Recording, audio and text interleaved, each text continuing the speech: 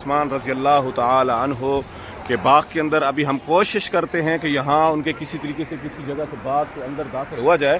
تو آگے جا کے بتاتے ہیں آپ کو۔ مشکل یہ دیکھیں جی، ماشاءاللہ الحمدللہ ہم جو ہے اس باغ کے اندر انٹر ہو چکے ہیں، اور یقین جانیں وہی تصور آنا شروع ہو جاتا ہے کہ جیسے ایسے لگ رہا ہے جیسے حضرت عثمان رضی اللہ تعالی عنہ کا دور ہے، حضرت عثمان رضی اللہ تعالی عنہ کا باغ ہے، اور ہم اس باغ کے اندر آئے ہیں حضرت عثمان رضی اللہ تعالی عنہ سے ملنے کے لیے۔ یعنی کہ وہی انسان کے، وہ ایک مسلمان کے تصور اور خیالات میں یعنی کہ بدل آ جاتا ہے، کیونکہ ان کی وہ محبت ہوتی ہے، وہ جذبات ہوتے ہیں۔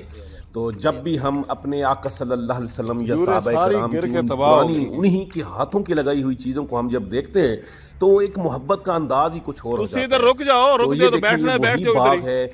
جو اس ٹائم تھا جو حضرت عثمان رضی اللہ تعالیٰ نے لگائی، اور وہی باغ جو انہوں نے اس باغ کو پروان چڑھایا، اس کو پانی دے کے، اس کو وہ سب کچھ کر کے تاکہ یہ باغ پھل دے، اس مقام تک پہنچایا، اور وہ آج بھی ہے۔ تو یقین جانے وہی تصور، وہی خیالات آتے ہیں جیسے وہی زمانہ چل رہا ہو۔ تو آپ دیکھ سکتے ہیں جو کہ یہ باغ ابھی اجڑا پڑا ہے، نہ ہی اس کے اندر کوئی چیز پانی دیا جا رہا ہے۔ اب شاید کیا پتا اب اس جگہ پہ کوئی